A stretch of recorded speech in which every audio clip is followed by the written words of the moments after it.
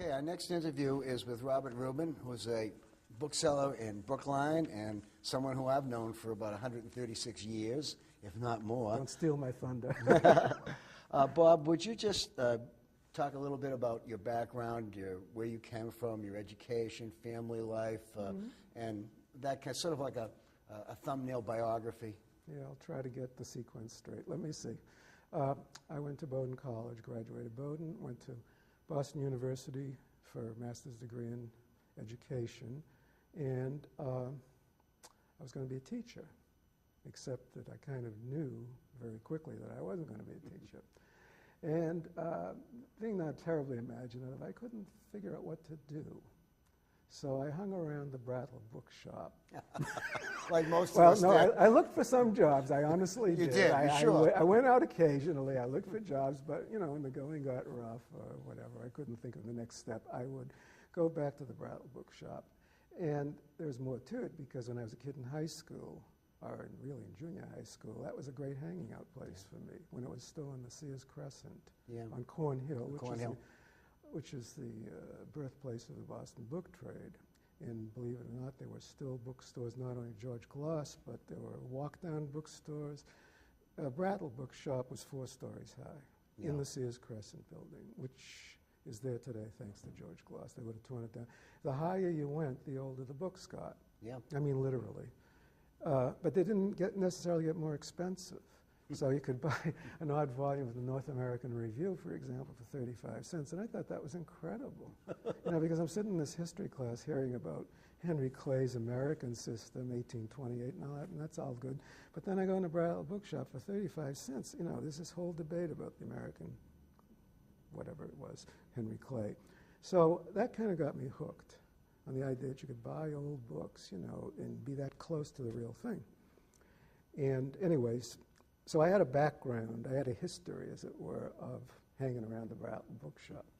And when fast forward to some years later, as I say, finishing up graduate school, and not knowing quite what to do, I actually started looking around for bookshops, people who would hire me, possibly. And don't smile now, don't even laugh. How did this go now? I asked George Gloss for a job, and he turned me down. He said, you would be bored stiff here. You wouldn't have anything really challenging to do. So I guess he was doing me a favor. I didn't take it as an insult. So I started reading the papers, looking for classified ads and whatnot, and sure enough, I found this ad. No, there's more to it. I found an ad for a place in Stoneham, Mass, which is north of you know where.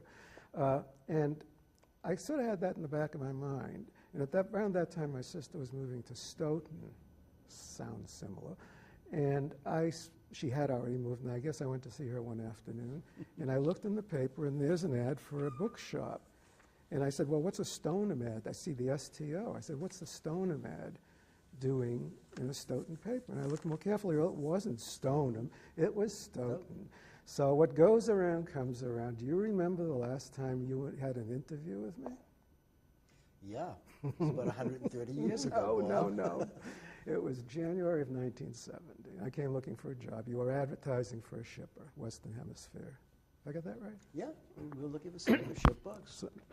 And I think I made note of the ad and the information, and I went home and thought it over, and then I made a telephone call, and I got an appointment with you. You were there, Gene Schwab, your partner, was not there at the time.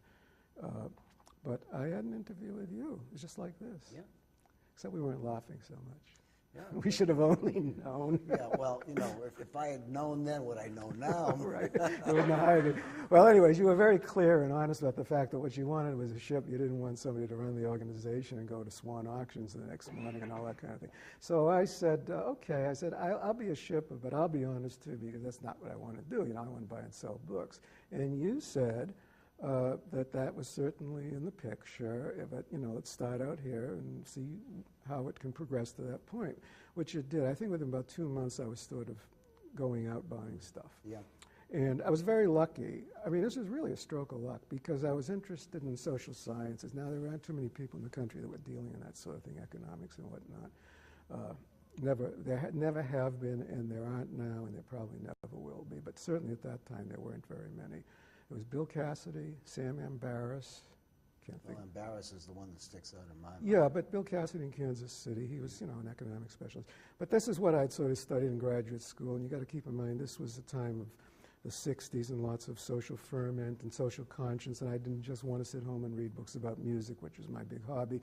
So I wanted to, be involved somehow in big public issues, and that's why I took a lot of social science courses. Anyways, that kind of parlayed into the idea that if I go into the book business, I would deal in social sciences. So you get all these threads coming together. So I think I said to you, you said to me, yeah, you can go out, but get down in the shipping room right now. This is what we need to do. It was very much on the table. That was good. So how does this work now? Let's see. Yeah, a couple of months go by, and in that 2 months, I came to know the fact that Western Hemisphere had a deal with the Japanese. We were buying business histories, as you remember. Yes. And putting them in pre-containers, as it were. Yeah. I mean, we're literally sending out these huge Thousands of boxes, wooden boxes full of company histories. And I said, well, I could certainly probably go out and find a few of those. I mean, nobody has to pass judgment on them. We just put them into the bin with all the rest. Yeah. So my first learning experience buying books to resell was, of all things, what do we call it those days? Morgan Memorial Goodwill Industries. Yeah, same as they call them. So we got tons of books in those days, not necessarily great things, but lots of stuff came in. And you could go in there and buy things for 25, 35 cents, and if you made a mistake, so what? I mean, you throw it away. That's one of the big changes today. Somebody starting up the book business today can't afford to make too many mistakes. No. You just don't buy things you can throw away. Not at the level they're buying at. No, I mean, anything you're buying today. Anyways, so I started doing that, and I did it on weekends, not on company time. And I got reimbursed for whatever I paid out, $6.50 for a box full of books. And they went to the bin, and then they went over to Japan eventually. Sam Ambaris would come and start buying the stuff. And I rather quickly learned, the junk from the good stuff. And as I say, you could throw away the junk and you're still way ahead of the game. And I graduated from there to buying books in real bookstores. And of course, the first one was Brattle Bookshop. Why not? And I was full of fear and trembling at the idea of paying, $3.50 instead of 35, because mistakes start to cost money. Anyways, to make a long story short, I tried to anyway. It just progressed to the point where I started going out more and more. And Gene Schwab, who was also the owner of Senior Gene, liked to drive around New England, and I would go out with him. I would go out with you. We'd go down to New York. I got a lot of exposure. Absolutely. Within the first year. I was even sent to do the New York Book Fair. I remember. To mind the booth, so to speak. I remember seeing Peter Howard running around in bare feet and thinking, it's a pretty good profession to be in. Yeah. A lot of flexibility. Anyways, so I sort of rose up in the experience ladder pretty quickly, and it got to the point, I guess, where it was very clear it was not a good idea to have me in the shipping room. I better be doing other things. So I kind of really developed the whole social sciences activity there. Economics, mostly economics, really. And not just business history, but real economics. I was starting to learn, from Sam Ambaris's catalogs particularly, and from him, there were serious books in this field. Oh, yeah. I mean, serious money books. I mean, think Adam Smith cost $750 for first edition of Wealth of Nations at that time. Well, yeah. It was under 1,000. Yeah. I got to tell you a good story. Okay, well, tell it. I never told you this, but I think either you or Gene Schwab, this is probably within the first year, sent me up to Tim Trace, because Tim Trace called Gene and said, I've got a first edition of Wealth of Nations. He sent me up to look at it and buy it if it was okay. So I went up. I'd never seen it. I knew who he was, but I'd never been there. And I went. It was very nice and great guy, so I'd heard, and it was all quite true. He showed me this set to die for. It was the most beautiful set in the world. It was $1,000. And he then said to me, there's only one very slight problem. He says, one of the signatures is misbound. It was there, but it was, not where it's supposed to F came after K instead of after whatever the letter of the alphabet is before F. And with that, I chickened out. I said, my God, Suppose it's wrong. It's $1,000, you know. It's a lot of money I for you. never had to spend that kind of money. And I didn't know enough at that time to know that that's a fairly meaningless defect or imperfection. It's not even that. You wouldn't even use that word, actually. But anyways, Western Hemisphere never got that. Sorry. Well, you know, even now it's okay to say you're sorry. Okay. Well, anyways, of course, it was probably worth $1,500 then. That's the whole Yeah, point. well, that was the issue. That was the whole And that's point. probably what was saying in your mind. Do I want to buy this copy and try to sell it for $1,500? Well, I didn't even know if it could be sold. I just didn't understand the meaning of a misbound signature. And of course, today I wouldn't, think twice about it. I mean, that set today probably go for $200,000. No kidding. Yeah. I mean, this was an ideal set. How long did you spend at Western Hemisphere sort of doing your apprentice or learning? How long did it take before you decided that you'd like to be on your own? Well, 8 years. Gene Schwab got sick and tired and he pushed me out the door. I would have been there longer. He pushed you into your what he said business. to me? He said, because I was very anxious about going out on my own. And we always sort of had our little frictions there. Yeah, well, Gene who wasn't the didn't? easiest person, and I'm certainly not. So he just said, enough is enough, He said, believe me, he says, we can't be under the same roof any longer. That bad, huh? It wasn't that bad, but it could have gotten that bad. And he said to me, he says, the problem is you're worried. He says, you can do this with your left hand. And when he said that, I thought to me, this is pretty good moral support. Yeah. And I got a lot of moral support out of him, and you too. And I got a lot of experience in Western Hemisphere. I mean, this is the pitiable thing today about being in the book trade, that you can't quite get that degree of... The apprenticeship Well, kind of thing? also the generational depth. I mean, I'm working with you. You had worked with him. He had worked with this whole New York crowd back into the 30s. And all these people were still alive. Jake Blank. It was apprenticeship to apprenticeship to on and on and on. And we got to see all kinds of people. And I remember going to see Ben Tye and just legendary people. Yeah.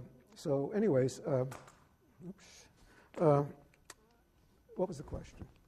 Experience, I got tons of experience at Western Hemisphere. I mean, just endless amounts. And so you went into your own business. Well, I literally, in 1978, he said, this is it, go on your own. We can't be doing this together anymore, and you will have no problem. And he was very supportive, and he was absolutely right. So I did it. I got, it's like, you're going to dive in the pool or somebody's going to push you. And I did kind of know how to swim, so it was all right. So I started my own in 1978. Oh, wait a minute. Yeah, August of 78, I left. Where were you located? I was at in that Stoughton, point? and I stayed in Stoughton For how long? until 1986 and moved to Brookline. You moved to where you currently are. Exactly, yeah. Let's see. With regard to the internet, Bob, which we can't talk about the book business without talking about the internet. Yeah, talk these about a days. bottomless pit, but go ahead. Have you been able to make a reasonable transition into computers, or was it difficult for you to the concept? Well, there's several ways in which it could be Little difficult. layers. It was difficult in a purely technical sense, forgetting the impact of the internet. But I was just scared to death of it, it was all thumbs. But I kind of learned it, and I'm pretty good at it today. I mean, I can't fix it, but I certainly know my way Do you know around. how to, Yeah, do I mean, what I you just need to got do? Windows Vista. I mean, there's no learning curve. I mean, I just go from one thing to the other. It's all fairly intuitive at this point. I learned that you could always shut the thing off and the world wouldn't come to an end, Well, I was true. always afraid that if I had a problem, that it would never get out of it.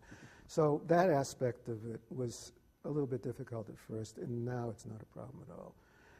The other aspect about the impact on the business, of course, is a problem for everybody in some way or other. It depends on what you're doing. It depends on who you are. So it put me out of the sort of modern 20th century economics business completely. Because there were so many competitive I mean, I'd have copies. these books for $75 or $100, $150 that I paid maybe a third of that for. I'd look online, and there's 9 copies starting at what I paid and going down. So forget it. Yeah. And I was smart enough to know that, just don't throw good money after bad. Don't start, or good time after bad. Don't start spending time trying to salvage this stuff. So I sort of left that part of the business. And then I realized the hard way through experience that this same thing could happen not only with 20th century books, it could happen with 18th century French books. I would go to book fairs There'd be French dealers there or European dealers. And I'd see books I'd never seen before. We all did this. And they were rare to us, and they were rare to our customers. All of a sudden, with the internet, everything's transparent. You know, every province in France coughs up their copy of this book you thought was rare, and all of a sudden there's 6 copies of that online. So it's not just getting out of modern books. It's also realizing that you've got to tread very carefully with older books, too, especially when they're coming from parts of the world that you have no reason to think you should be seeing them. But we always used to get away with it. I mean, I'm making it sound crooked. It wasn't. No. They got away with it because the customers didn't know any more than we did. Right. The librarians didn't know where to get these books. Now they can go online. Yeah. So I feel like I'm even being cut out of that aspect of books. I know right here now, walking around, I'm looking at ephemera, I'm looking at paper, I'm looking at any book that's unique, copy specific. But when I see a shelf of ordinary books, I mean, I don't even try. Yeah. And it can be older ones, too, There's just no point to it, though. Well, yeah. I want to just say, actually, it's not that black and white. There are things you can buy. It's not, especially that I've got this little gadget now, and believe me, it's really good. Tell us what gadget This is a you have. trio. And, I can go online. I've got my favorites in here. I got a whole folder full Hold it up a little bit so we can... I got a whole folder full of, book sites, Adol, and the whole 9 yards. And then I've got another folder full of library sites, OCLC and ESTC, and you name it, Antiquarian Society. So this helps. Oh. Yeah, it helps, really does. And but the only it's problem certainly is nothing like you were brought up in the trade. Oh, no, it's a whole... It was a seat-of-the-pants kind of thing, Yeah. and nowadays you've got electronic things to refer This to. is one thing I did want to say when I was thinking about this, is that one of the real changes is there's a danger now. You can really get separated from the hands-on business of going out and looking for books. And I like to look at books. I don't like to... I mean, I buy them from catalogs and I buy them online, but I like to see them. Furthermore, the kind of stuff I'm buying, I really don't know what it is until I have it in my hand. I mean, I'm not buying, standard stuff with obvious authors, obvious titles. I am buying some, but I'm also buying lots of stuff that on the face of it I wouldn't think would mean anything. It's not until I open the thing up. When you first started in your own business, you were more of an economics, politics, Definitely. social, but you've transitioned yourself so that one can go to your shop and find a very nice item in lots of different fields. Almost. Do you find this a better way for you to do business than you had? Well, yeah, because it's a survival way. I couldn't be in business today if I weren't doing that. There aren't enough economics customers. There aren't enough economics books. There's still law. It's a good market, but it's not what it used to be. And also, they're being affected by the internet in the sense that they can use digitized text now. They're ruling out the purchase of all kinds of 18th century books. I mean, Princeton won't buy 18th century this. Stanford won't buy 18th century that. Yale, I just learned from very illustrious colleague of mine, he offered them an incunable. They wouldn't buy it because it's online. This is Yale, and they don't have it. There's not a single copy in America. Wow. They would not buy it. They said That's they would only... astonishing. I'm sorry? That's astonishing. It's true. I mean, can I tell you who told me that? Sure. Fred Schreiber. Well, Fred would know. Fred would know, and Fred doesn't tell stories. No. So this is extraordinary. They said they would buy it only if there was something special about the copy, binding, provenance. Yeah. So in other words, libraries are no longer buying text, or it's an over-exaggeration, but libraries are buying books now as objects. Objects. Looking for the information in the object, whether it's annotations, or binding, or a combination of a lot of things, which may be what libraries should do. I don't know. This isn't all bad. No, but not. It's only bad if you don't make the transition, if you don't go with the flow, and I think I have. So I am more diversified, to answer your question. And I also should clarify that, don't forget, I began working for an Americana firm, even though I was doing the social science. So I was doing Americana the day I left, and I'm doing it now. And I don't know, that's probably where I'm buying most of my stuff these days. So it looks a bit diverse, but maybe it isn't all that diverse. Well, I saw things on hats in your catalog. This trade catalog on hats. Yeah, and something having to do with Scotland. Okay, yeah. There is some diversity there. But I'm not doing voyages and travels. I'm not doing literature. I'm not that diverse. Yeah. But definitely, I would say what's happening is, I had these 2 or 3 specialized centers, and I just didn't put them down and walk away and do something else. In other words, the change is more lateral. It's more, moving out to the sides from where I was. It's a gradual thing. But, those centers are still working there. What do you think are the biggest challenges for booksellers today? Gosh, I hadn't thought about that. I would think it'd probably have something to do with capital and space. I was going to say, actually, my first response would have been just to get, just quickly, we on again? Not yet. Okay. I just wanted to say that, yeah, that would be my first response, is getting into the business. I got in with very little capital, as I could say. So did I. Yeah.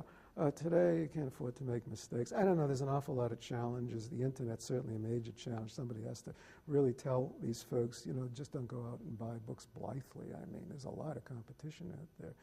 And the institutional market is shifting ground all the time. If you're thinking about relying on institutional business, I mean, the policies are changing as we speak in terms of not buying in certain areas because of things like digitized text. There's all sorts of movement going on out there.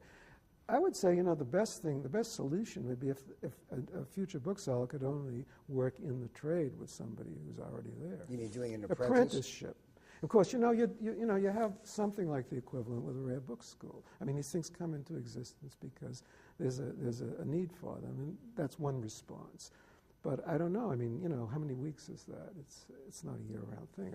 It's 1 week. Okay, it's better than nothing. It's better than nothing. Yeah. But it's not the same as working with somebody who can, tell you all the problems that are going on and the changes and all the rest of it. So that's a big issue. I think the fact that you and I had an opportunity to make mistakes on somebody else's paycheck helped a good deal too. Yeah, true. I like to think that the correct things outweigh the mistakes, and I'm sure they do. Well, yeah, but every now and then, nobody's perfect. Yeah, we're going to do something. The bosses make mistakes too. I think I remember. Yeah. Not you. I don't mean you, boss. I mean the other boss. I make my mistakes the same as everybody else does, and I've got some screaming bad books on my shelves. I'm still doing it. I'm still doing it, but I mean, that's part of the thing. You have to prepare yourself for that. There was a school of thought at one point that said that booksellers are born and not made, that there is a certain gene that you have that you can look at books and tell the difference between what's good and what's not. I'm not so sure that that's 100% true, but you seem to have a feel for things that you can do well with that are off the beaten track. Yeah, I do have some of that, but I don't have it as much as certain people I can think of. Well, for example, who Matthew Needle is one of the unheralded geniuses. Absolutely, I agree. Of the book trade. I mean, I owe him a great deal, and I think a lot of other people do.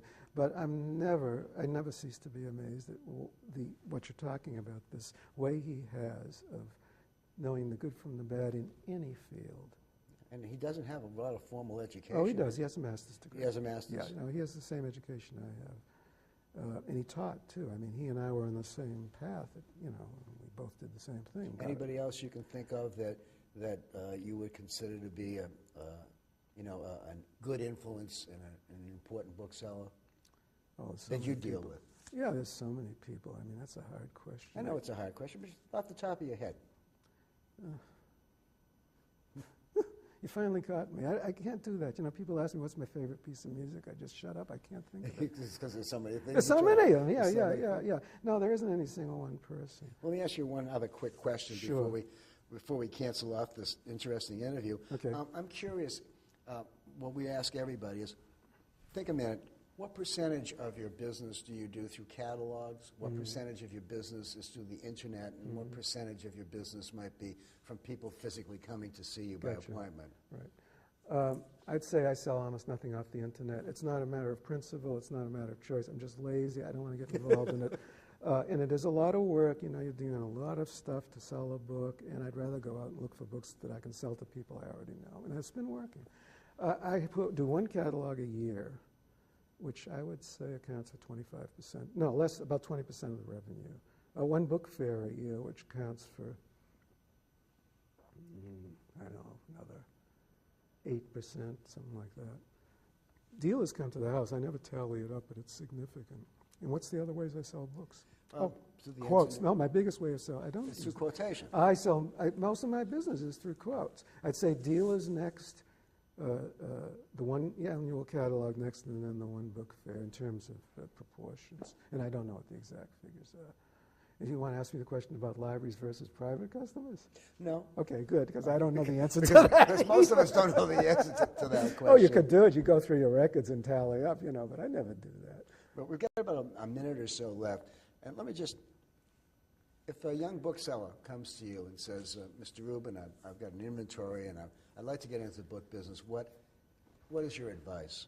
What advice might you give to a young bookseller who approaches you on that basis? Well, I mean, the first thing I did was ask them some questions. I wouldn't know what advice to give them until I knew what the issues were. I mean, if the person is doing something that's just a sure win, at least in my mind, that's one thing. If the person is, barking up the wrong tree, I'd try to tell them that. In any case, I would just tell them to be very circumspect and get as much feedback and contact and maybe even collaboration as they can with people who've been in the trade.